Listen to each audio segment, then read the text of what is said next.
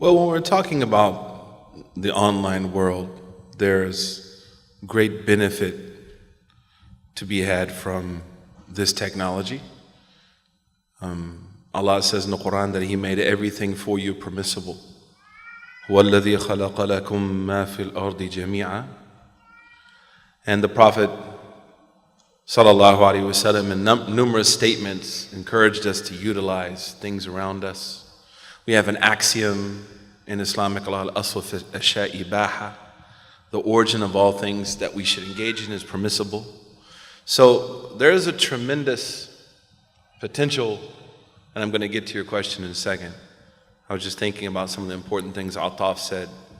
With the internet, for example, crowdfunding is, I think, an awesome thing. Social enterprises now that are happening because of relations that are happening with the internet. The ability to maintain ties with your family overseas. So the internet offers us speed. It offers us the idea that distance no longer exists, and there's actually a hadith of the Prophet sallallahu alaihi wasallam, which is an authentic hadith, that one of the signs of the hour is that distance will have no meaning, right? But then the other challenge of the internet is the shallowness of things that would have normally been very deep. There's a tremendous shallowness to what we're experiencing, for example, on phones. So you might look at an image of a person on Instagram and think like, how do they look that way? And the image, the filtering, I mean, there's so much filter that it becomes an idol filter, right? There's so much filtering that it takes away from like the work that was put in to make that image. And there's a great article on ESPN, that's what I was doing right now. I read this article about a girl named Madison Holleran, who is like, she's incredibly beautiful. She was on a college athletic scholarship. She was intelligent. And I think a year ago, she walked off the 9th floor of a parking garage to her death. And in her diary, what you find is that she started to look at, Instagram images. And she would say, like, when I compare myself to that, I'm nothing. So one of the dangers of this shallowness is that it pushes people to extremism. So, for example, body image problems. There was an interview recently with a fashion photographer who said that I now Photoshop 99% of all images of women. When he was asked why, he said, because the goal of corporations is to create an insecure buyer. So I'm insecure, so this product, this cream is going to make me look good. I'm insecure as a man, so if I take this whey protein, I'm going to have, 10-pack abs. So this insecurity, and this is one of the tricks of shaitan. So I would say that envy within that realm, and there's a number of spiritual crises that can come from this, especially the shallowness issue. The lack of understanding, like now people are like creating relationships with people. Like I said, like I don't care about haters because like you don't know me. I've never had dinner with you. You don't know my kids' names. No, like you don't, why would I like the song by Drake, lot of enemies, lot of enemies.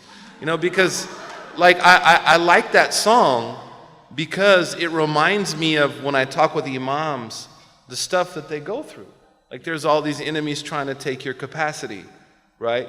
So that shallowness is like something that has to be understood. Like the internet, even Muslim friends you have, like I have 100 and something thousand followers on Facebook, right? They don't care about me. Now, I mean, honestly, like, yeah, emotionally, we're one ummah, but if I go to jail, there's less than 5 people on that account I know who I can call. And he's one of them. You know what I'm saying? So that's like who I should care about. So that shallowness and the idea, seeing how people look, first of all, is very fake.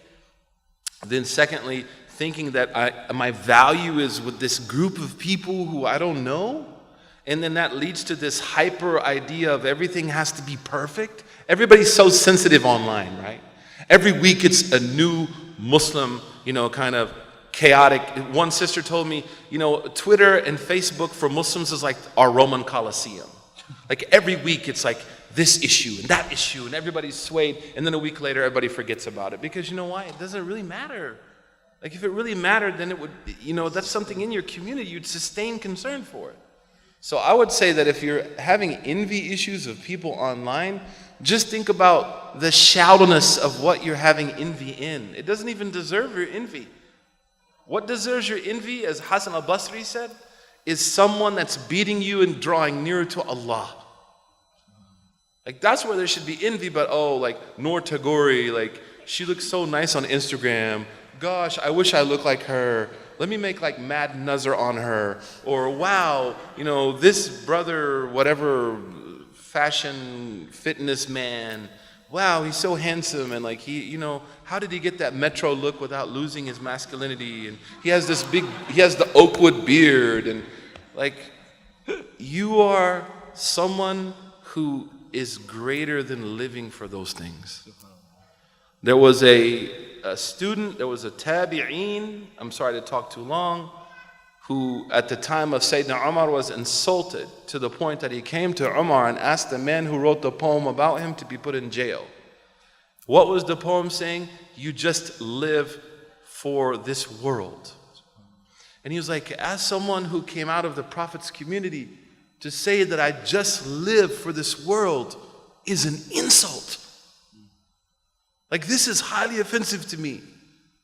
The last point I want to make about this is celebrities do not care about you. I was at the Straight Outta Compton premiere. I met Dre. We had a very interesting conversation. I respect him as a musical genius. I think he's the greatest producer in the last 30 years.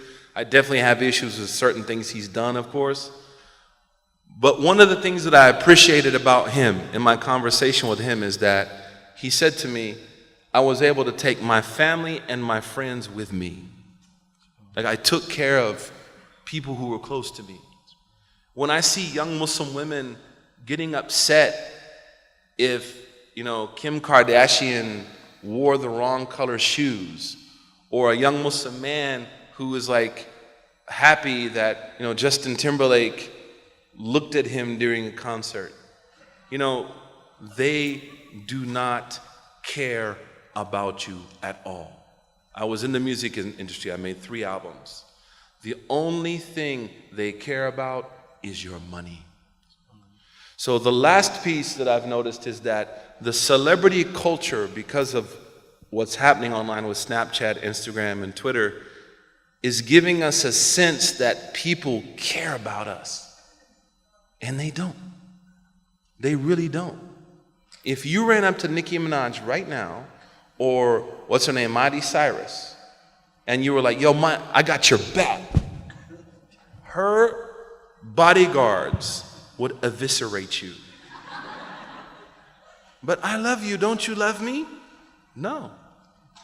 So that's the last piece, that there's a lot of delusion in the online world about self-value, the value of others, and then I think these people actually care about me. No. And I'm concerned about that when I see people get caught up in like loving these people in a way that they wouldn't love Allah, or the passion that they should love the Prophet. That is a concern.